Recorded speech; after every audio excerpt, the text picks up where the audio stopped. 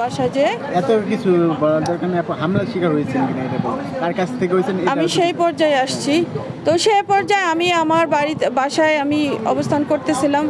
আমার দুই বোন এসে জামাতের আমিরকে নিয়ে, ছাত্র শিবিরকে নিয়ে অনেক কুরুচিপূর্ণ কথাবার্তা বলাতে এক প্রকার আমার খুব খারাপ লাগছে, যে তখন আমি আর কি উত্তর দেওয়াতে তারা আমার পরে মানসিকভাবে আমার উপরে অ্যাটাক করে। আমার কাছে ডকুমেন্টস আছে। তো মানে আমি তখন অনেক আহত হয়ে যাবে ওইখান থেকে।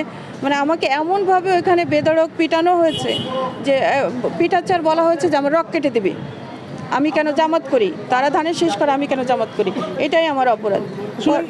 মানে কার ইন্ধনে মানে হামলা এটা হচ্ছে স্বেচ্ছাসেবক দলের একজন রাসেল, তার নেতৃত্বে, তার মহিলা নেত্রী দিয়ে আমার উপরে অ্যাটাক করা হয়েছে। এবং এটা সেখানে 3 আসন, যশোর 3 আসন, নরেন্দ্রপুর ইউনিয়ন। এবং সেখানে আপনার বোনের ইন্ধন ছিল কিনা?